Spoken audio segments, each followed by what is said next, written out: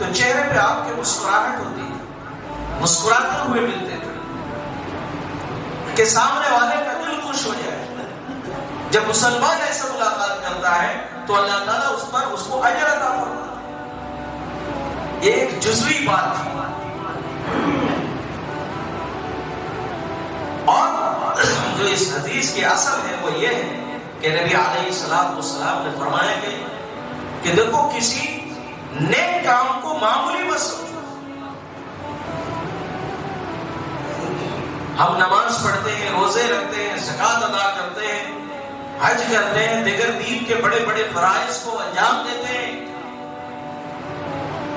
لیکن ہمارے دلوں کے اندر کیسے خطرات رہتے ہیں اور کیسے کیسے خرافات رہتے ہیں اس عمل کو کرتے ہوئے، کیا پتا ہے وہ عمل اللہ کے یہاں مقبول ہے یا نہیں۔ تو جو چھوٹا سے چھوٹا عمل بھی جب انسان کا دل کے اندر دائرہ پیدا ہو گیا کہ یہ نیک کام اسے کرنا چاہیے، تو پھر ٹال مٹول نہ کرے، انسان اسے کر گزرے گا۔ اللہ کے نبی علیہ السلام نے فرمایا، بنی اسرائیل کا ایک نوجوان کا واقعہ سنا کہ وہ جا رہا تھا اور راستے پر ایک درخت کو دیکھا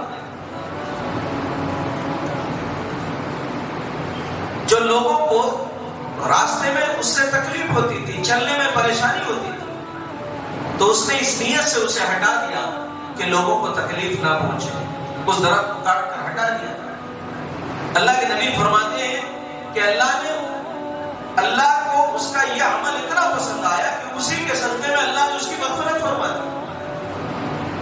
نیکی کتنا چھوٹا ہے، یہ نیکی کا ادنا درجہ ہے، اماطۃ الاذی عن الطریق، تکلیف دہ چیزوں کو راستے سے ہٹا دینا چھوٹی نیکی ہے، لیکن اللہ نے اس کے بدلے میں اس کی مغفرت فرما دی۔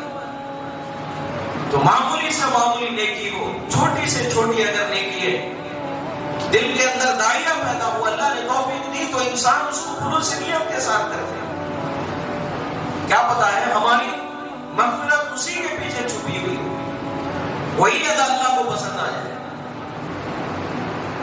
حضرت سفیان ثوری رحمۃ اللہ علیہ بہت بڑے تابعی، بہت بڑے محدث، مفسر، فقیہ تھے، گھنٹوں رات بھر عبادت کرتے تھے، دنوں رات لکھنے میں، تصنیفات میں، حدیث کی خدمات، تفسیر کی خدمات، فقہ کی خدمات میں لگے رہتے تھے، بہت بڑے اللہ والے تھے، صوفیہ میں سے تھے، کتنے نیک اعمال کیے ہوں گے انہوں نے، احادیث کا درس دیتے تھے، تفسیر کا درس دیتے تھے، کتابوں کی احادیث اور قرآن کی تصانیف کیا کرتے تھے۔ ان کے انتقال کے بعد کسی نے خواب میں دیکھا ان کو اور پوچھا، حضرت اللہ کا آپ کے ساتھ کیا معاملہ ہوا؟ اللہ نے کیا معاملہ فرمایا آپ کے ساتھ؟ تو کہا کہ بڑا عجیب معاملہ ہوا میرے ساتھ،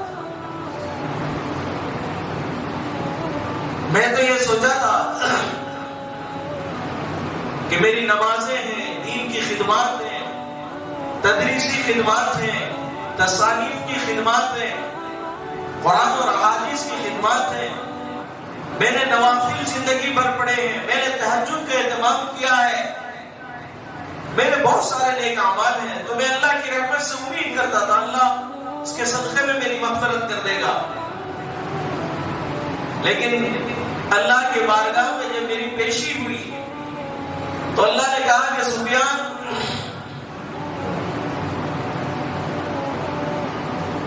مجھے تمہارا ایک عمل بہت پسند آیا۔ کہا کون سا عمل؟ کہا آپ بیٹھ کر لکھتے تھے، جب کتابوں کو لکھتے تھے تو اس زمانے میں روشنائی ڈال کر، سیاہی قلم میں ڈال کر پھر لکھتے تھے، تو قلم میں جب سیاہی ڈالی آپ نے تو ایک مکھی آ کر قلم کے نوک پر بیٹھ کر سیاہی پینے لگی۔ ہم اور آپ ہوتے تو اسے تو یوں جھٹکا دیتے مکھی چلی جاتی، کیونکہ گناہ کرتے کرتے ہمارے دل کے اندر احساس اور حس ختم ہو چکا ہے کہ کون سے عمل سے کیا فائدہ ہو سکتا ہے، کون سے گناہ کے کیا اثرات ہیں، یا کون سے نیک عمل سے کیا اللہ کا نور حاصل ہوتا ہے، ہمیں اس کا احساس نہیں ہوتا. ہم گناہ پر گناہ کرتے چلے جاتے ہیں مگر احساس نہیں ہوتا. وجہ اس کی یہ ہے کہ گناہ کرتے کرتے دل سیاہ ہو چکا ہمارا. تو حضرت سفیان ثوری فرماتے ہیں، اللہ نے فرمایا کہ تم نے، حضرت سفیان ثوری نے قلب کو روک دیا تاکہ وہ مکھی اپنی پیاس بجھا دے. اللہ کی مخلوق پیاسی ہے، وہ اس قلب کے نوک سے سیاہی کو پی کر پیاس بجھا رہی ہے. سفیان ثوری نے اتنے دیر قلب کو روک دیا، وہ مکھی اپنی پیاس بجھا کر اڑ گئی. اس کے بعد آپ نے لکھنا شروع کیا. اللہ نے فرمایا کہ میں نے اسی عمل کی برکت سے تمہاری مغفرت کری.